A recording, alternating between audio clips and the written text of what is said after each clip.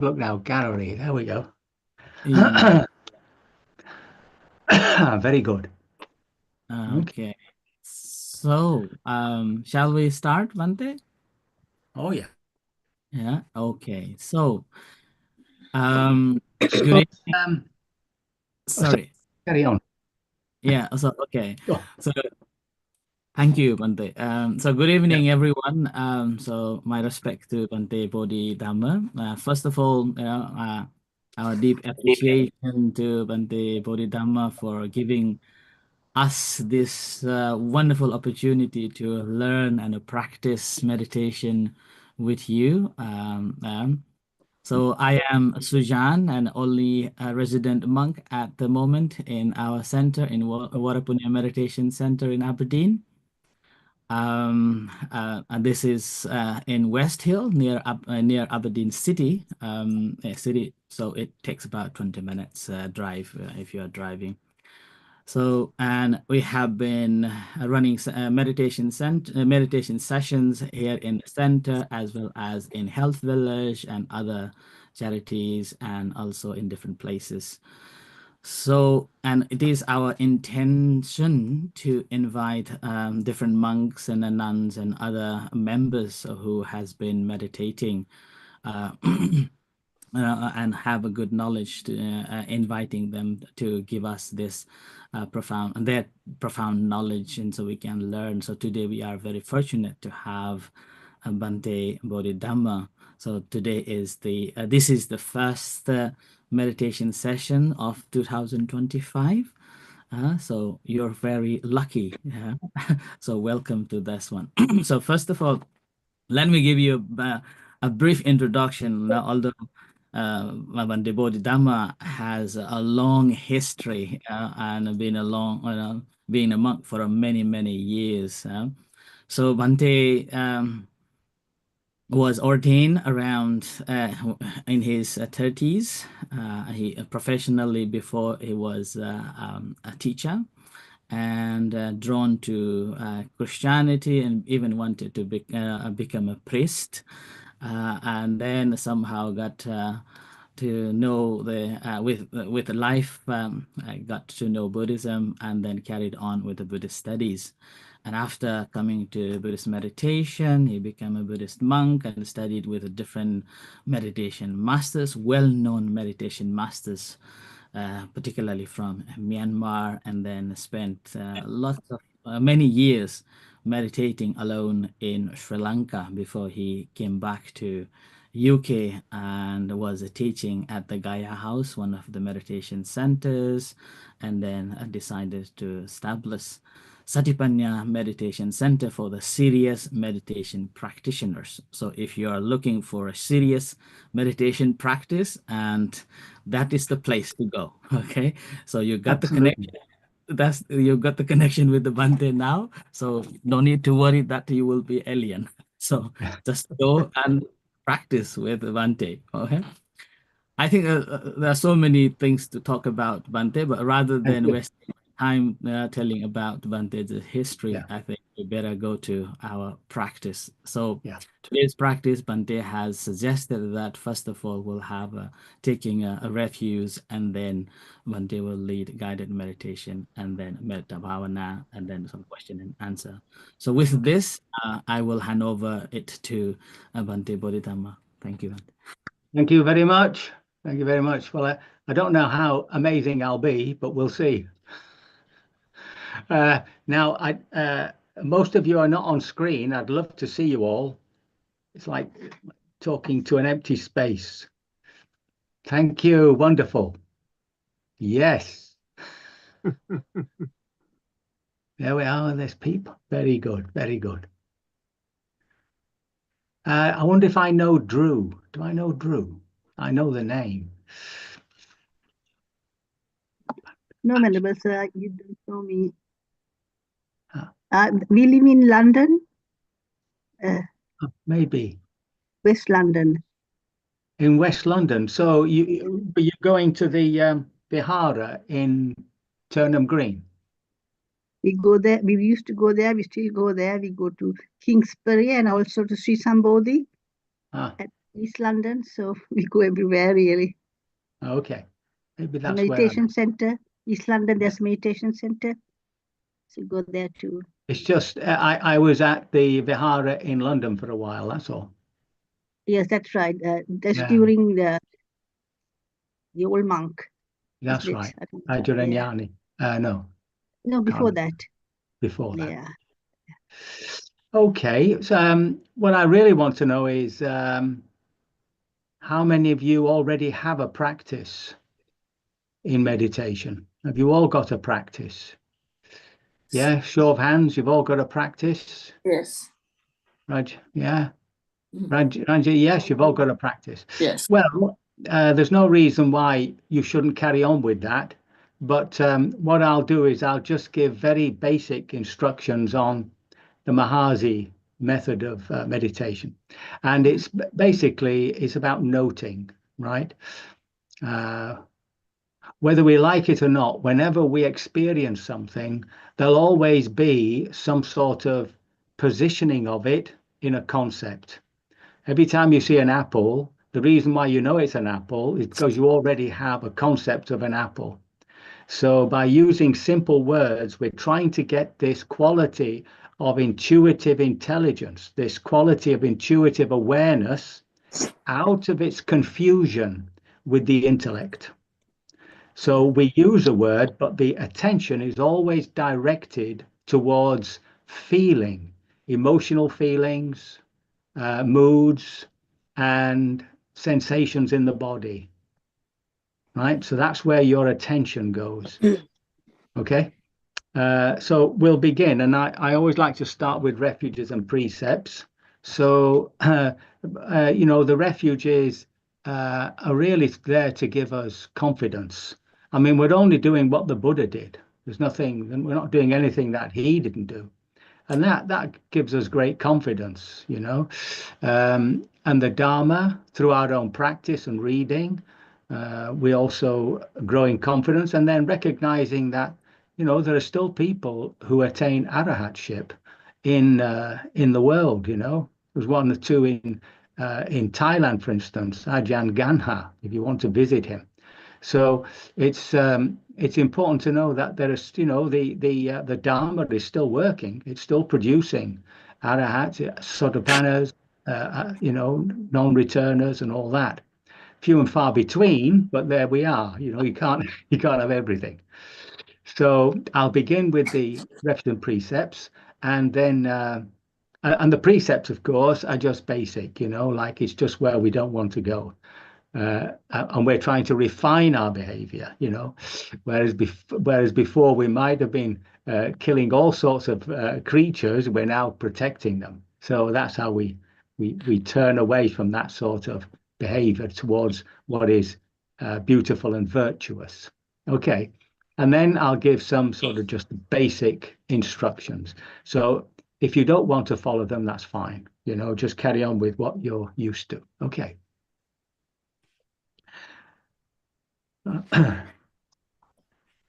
Namo tassa bhagavato arahato samma sambuddhassa. Somebody, can you make sure your sound is off? Can you knock your sounds off, please? Yeah, the little,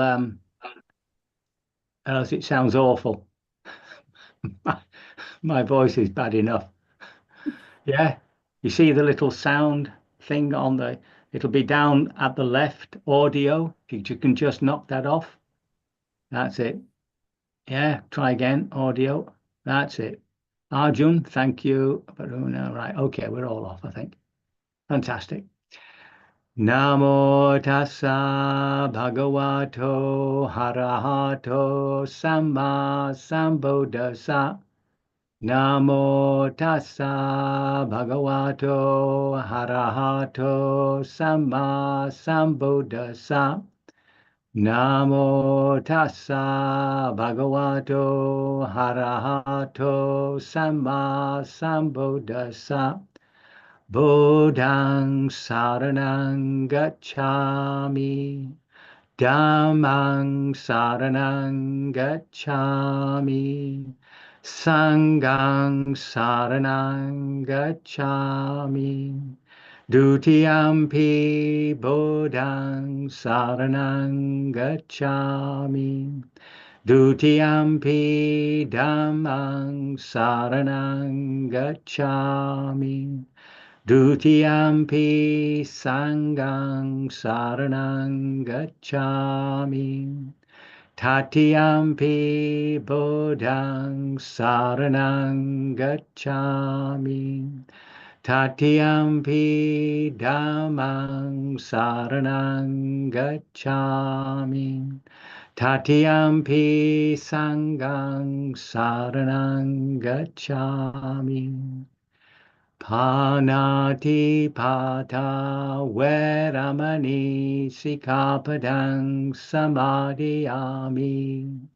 Adina dana veramani sikapadang samadhiyami. Kame sumi chachara veramani sikapadang samadhiyami. Musawada veramani sikapadang samadhiyami. Suramaraya majjapamadhatana veramani sikapadang samadhiyami. Okay, so now make sure that your posture is expressing the awakened heart. So the accent is on your back, you see, lifting up the spine, up through the top of the head.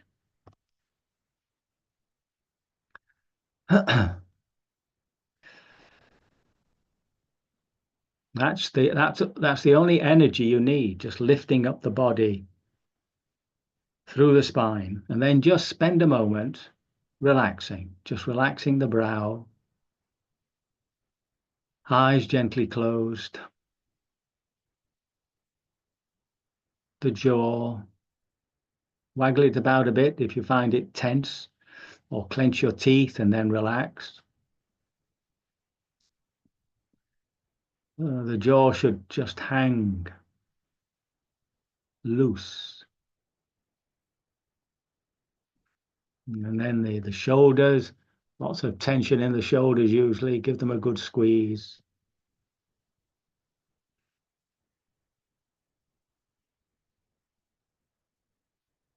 And then just your hands on your lap, whatever's comfortable.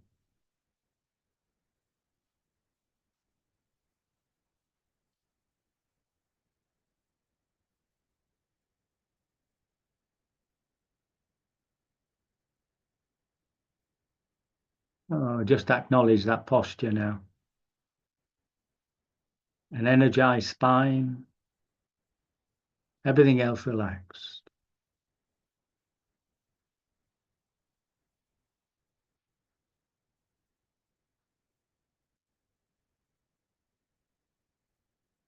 So if during the sitting, the body becomes tense, just relax it.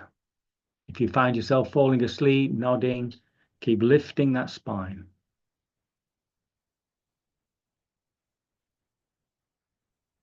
So it's this balance between effort and calmness.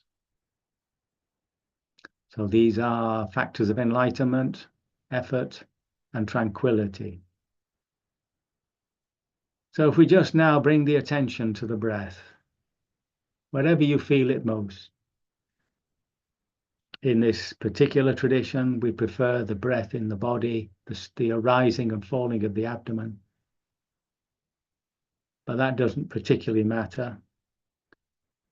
And if you wish, you can use just a small noting word, which keeps your attention there. So rising, falling, if it's at the nostrils, in, out, out. Your attention is always towards sensations.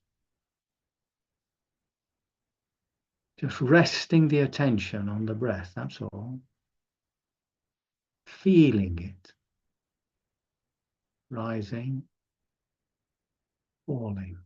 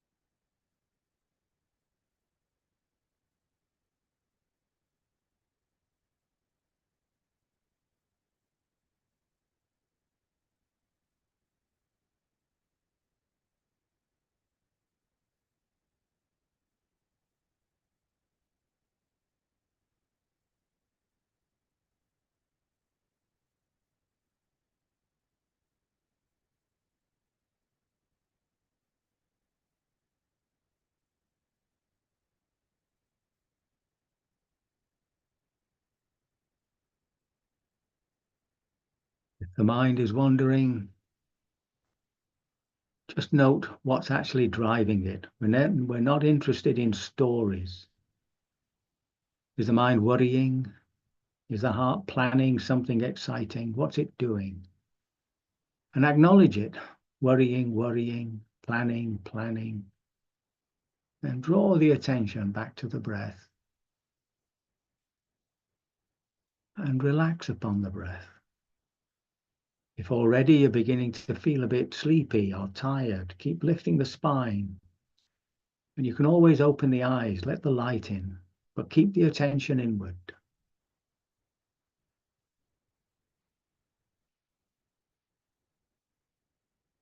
Relaxing the attention on the breath, just allowing it to bring silence to the mind, calmness to the heart, and stillness to the body. Rising, falling.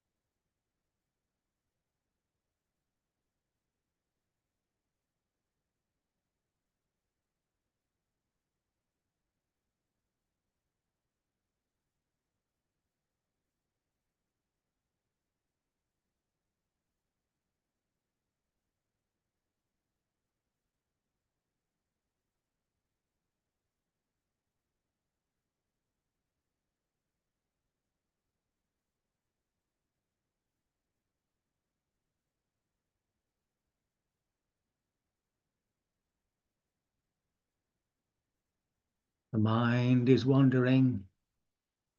Don't get caught up in those stories. Stay close to the feeling of it. Is it an angry story? Is it a happy one? Is there happiness in the heart? So acknowledge it. Anger, anger, happiness, happiness. And then draw the attention back to the breath.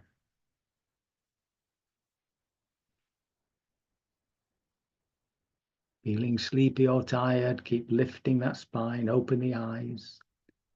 And of course, you can stand up and do this. As you become more concentrated, more focused, see if you can catch the very beginning of the in-breath. Stay with it to the very end. The very beginning of the out-breath. Stay with it to the very end. If when you do this, you find yourself getting tense, Sit back within yourself. Have the impression of receiving the information. Rising, falling.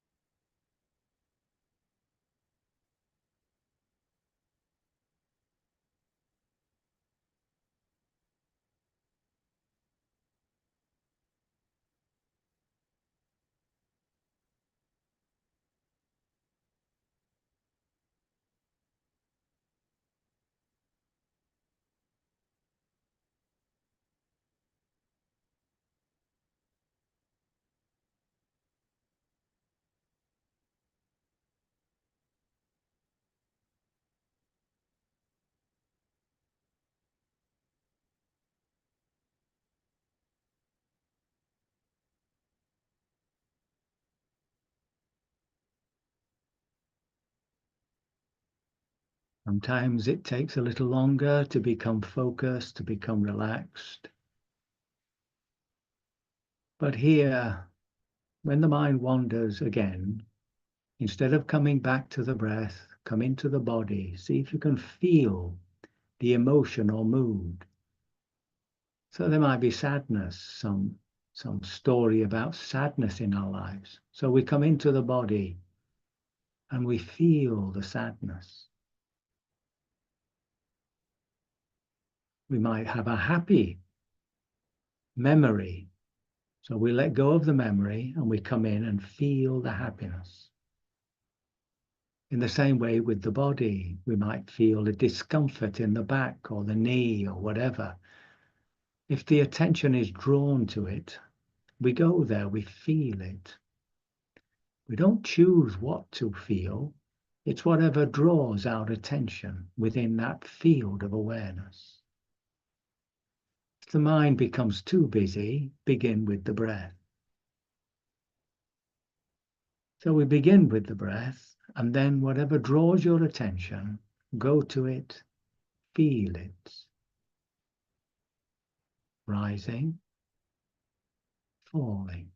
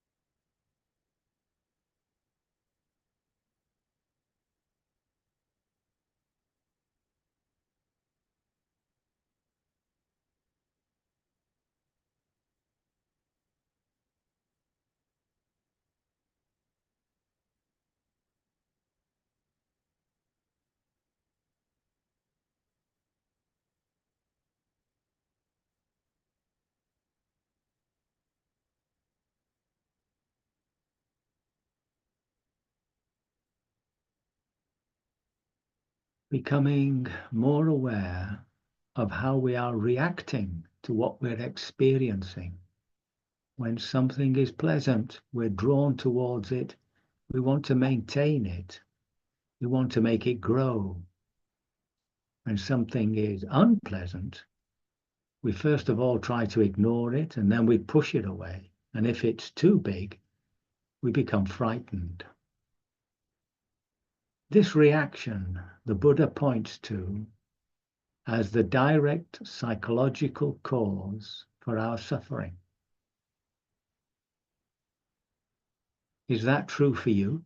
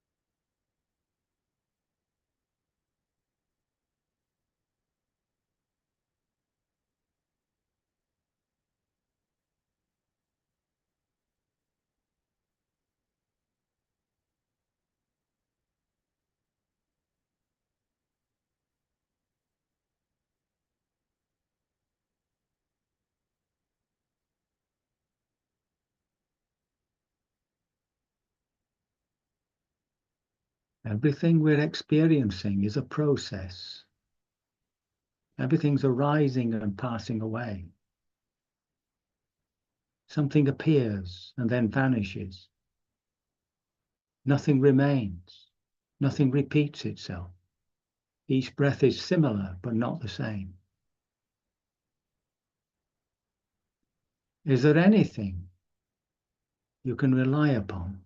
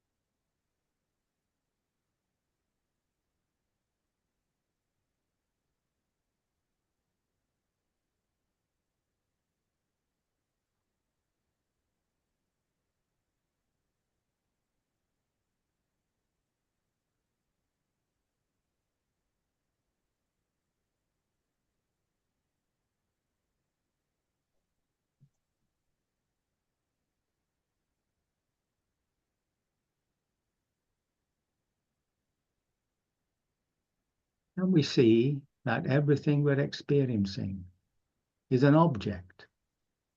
If you're standing in front of a tree, you know you're not the tree.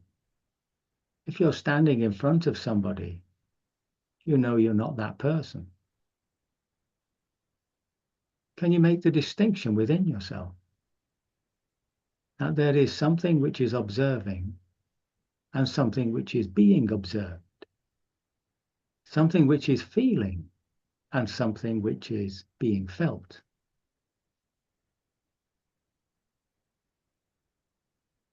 You can make that clearer by using a little word like there, if you're using the noting technique. So there's a pain in the knee. There's happiness. And there's this that knows it.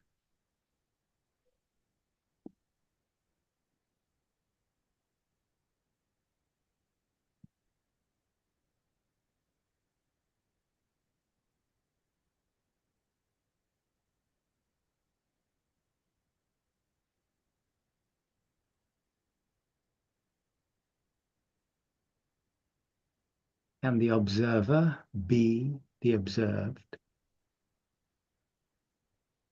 Can the feeler be the felt?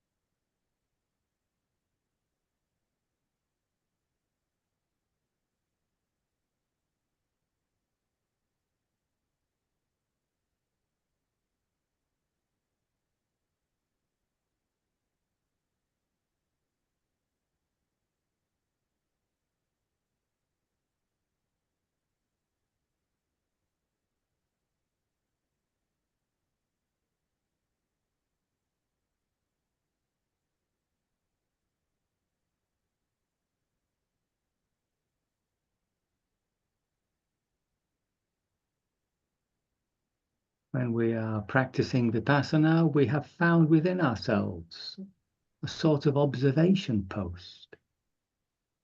And we notice that everything is happening of its own accord. Images and thoughts come to the mind.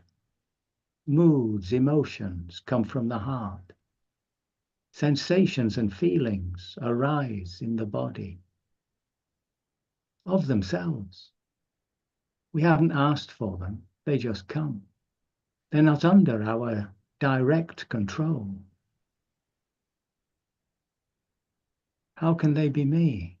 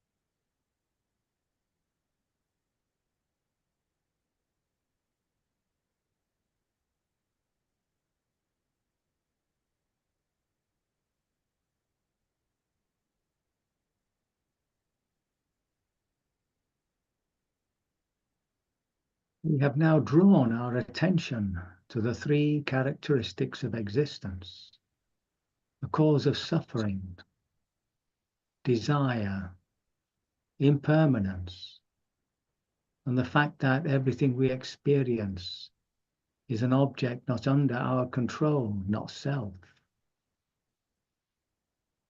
And now we have to have complete confidence in this intuitive awareness, to allow it to make its own direct insights. It is this process of investigation that is the process of liberation, liberation from delusion. So now all we have to do is sit back, just observe, just feel, directly experience whatever draws the attention within that field of awareness. Don't do anything. Don't try and change anything.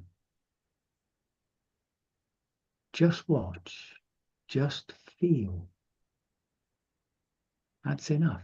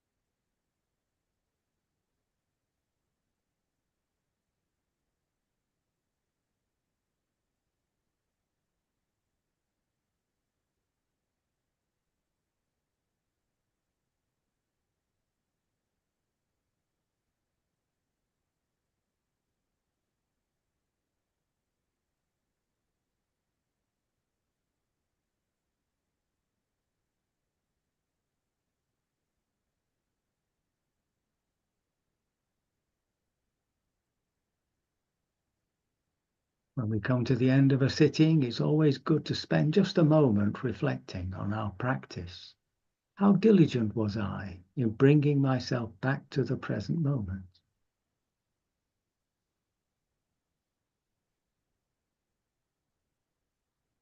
Well, if I thought I was pretty diligent, then I should congratulate myself. Well done. If I thought I could have been more diligent, I was a bit lazy, then I should warn myself that this is wasting time.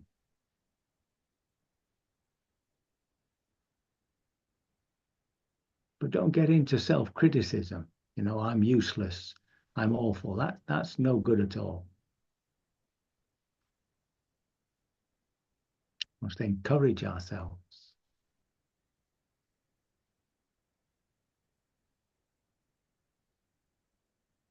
Which of those three characteristics of existence was most obvious to us? The role of desire, wrong desire, impermanence, not self, not me, not mine.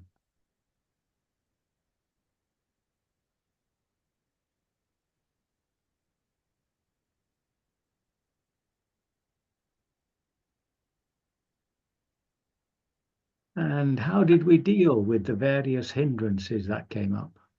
Did we know what to do? Were we skillful?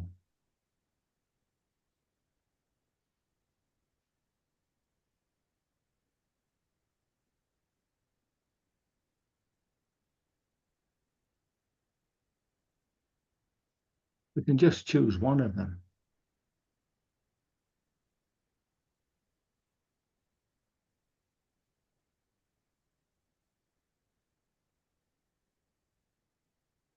If we were skillful, we should acknowledge that and say, that's very good, we must carry on.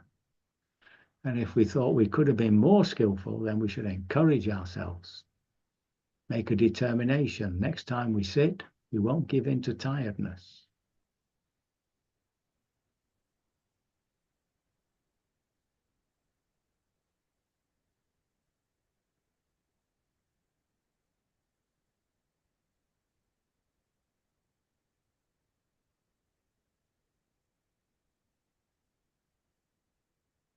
And just opening the eyes gently.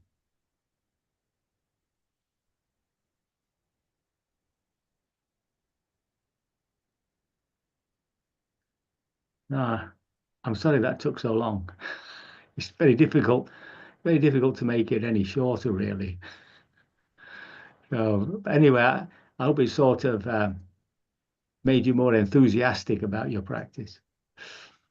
So what I'd like to do is to ask you to send me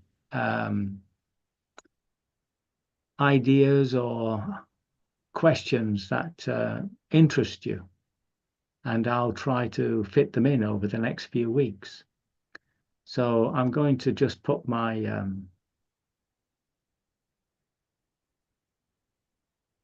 my email in the chat box. Yeah,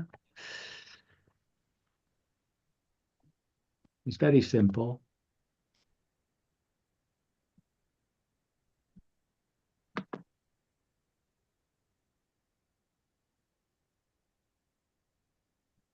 Can you see it? Just bbbodhi@gmail.com. And if you just send me, ideas that you might like to explore a bit more, doesn't really matter. I can't promise I'll cover them, but it'll give me some direction.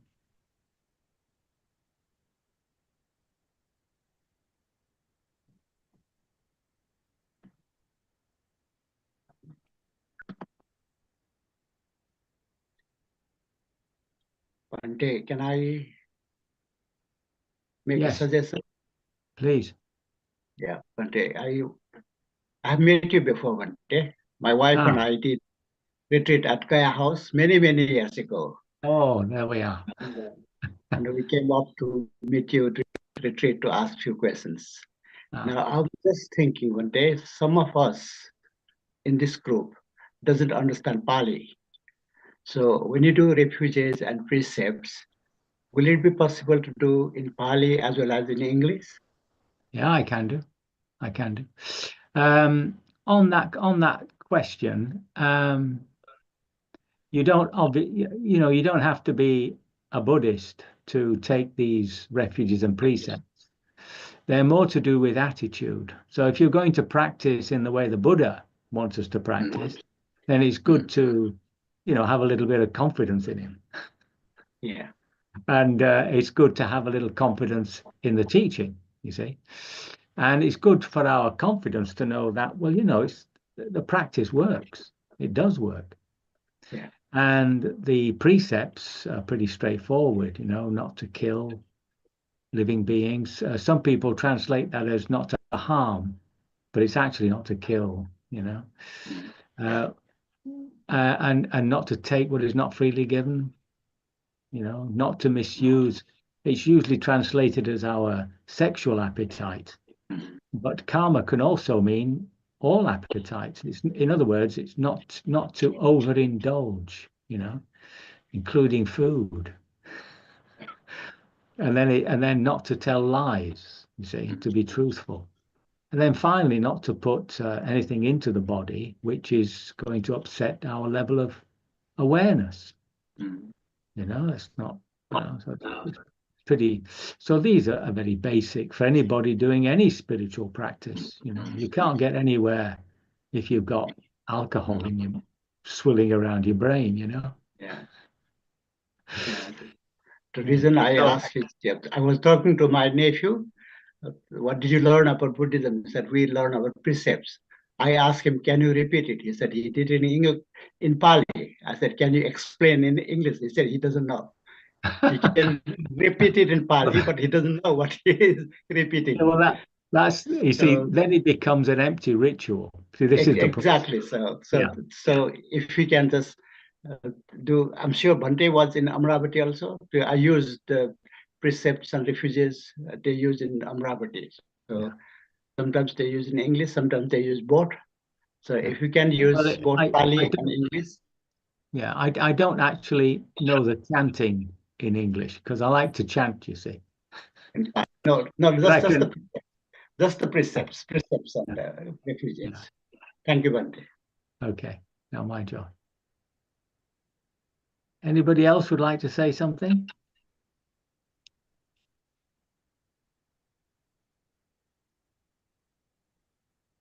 Is there any way people could show themselves? It's always a bit odd to have just blank spaces. Everybody's beautiful. We all want to see you. There we are. That's wonderful. Sorry, I was just going to say.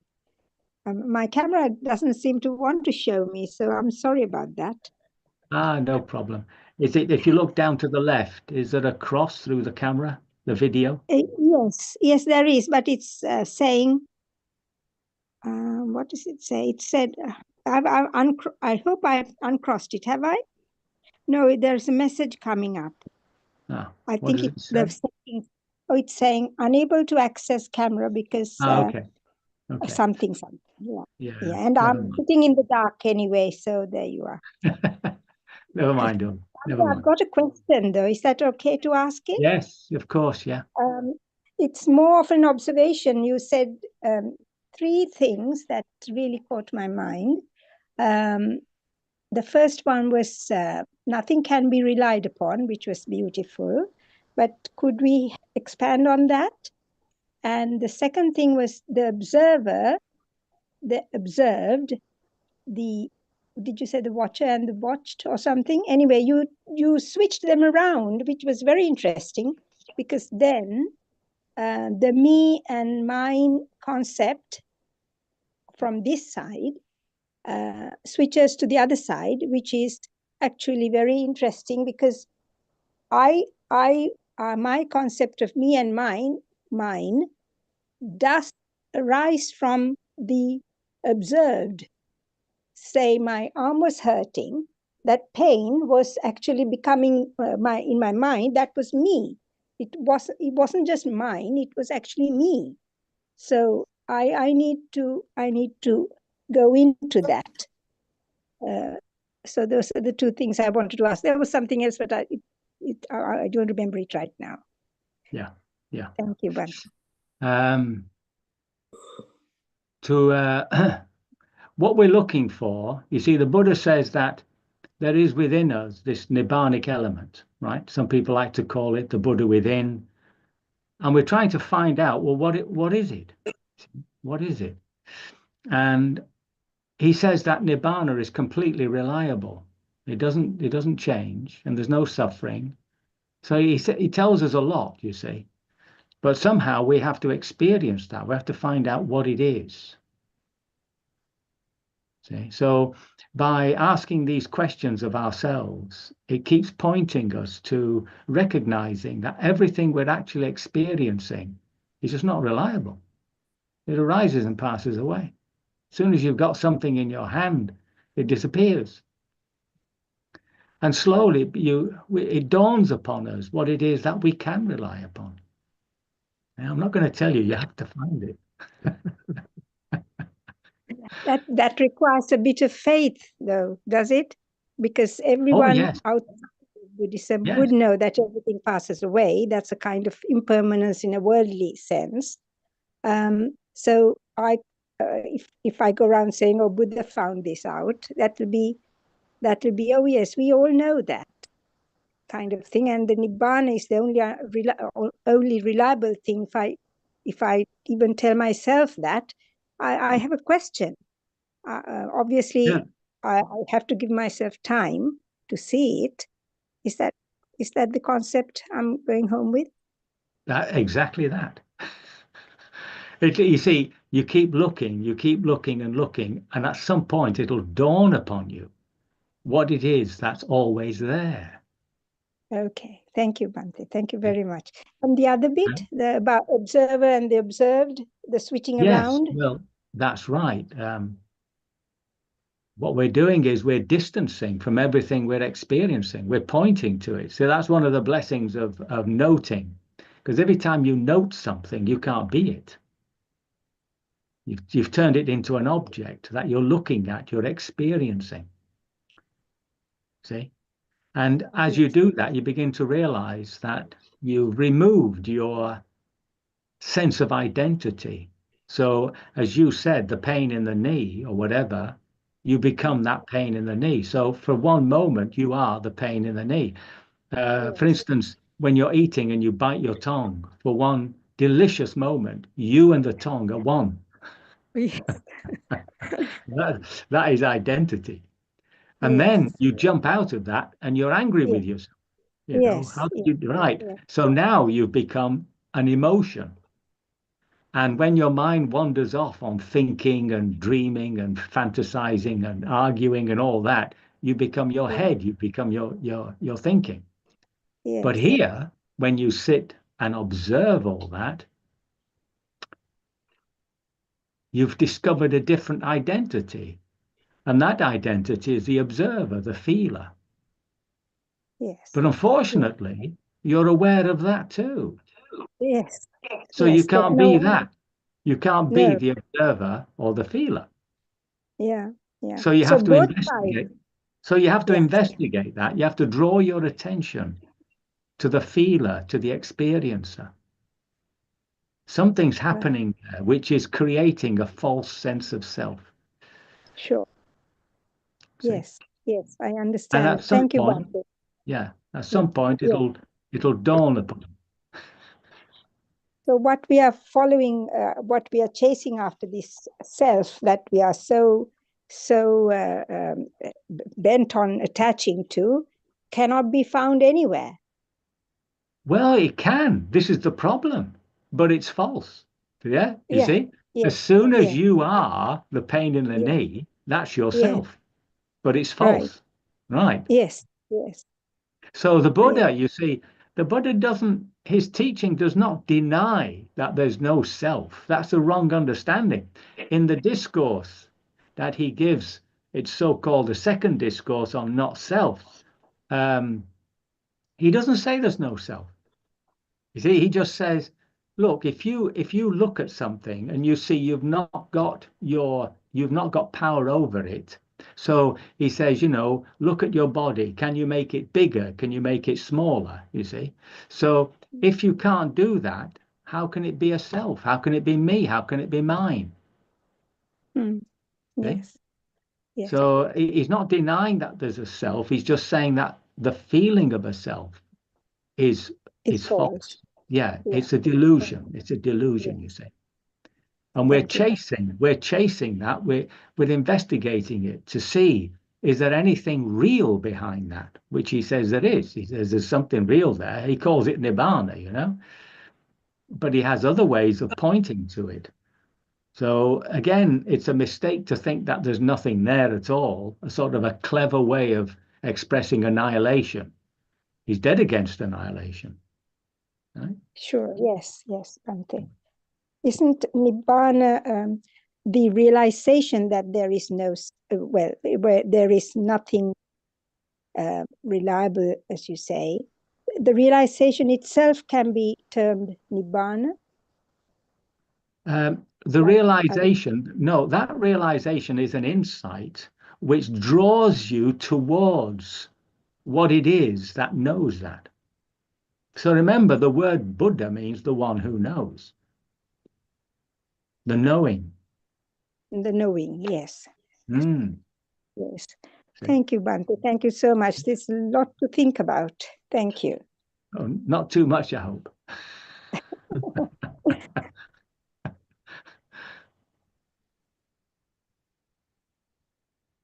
Are there any more questions about that, the practice that we just did?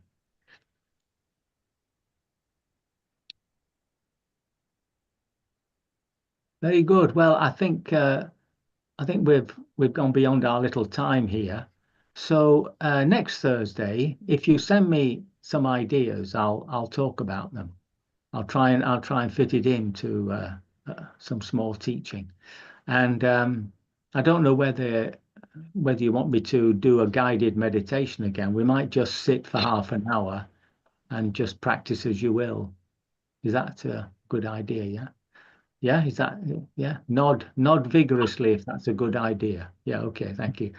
I think it would be good to have a short guided meditation, Bhante.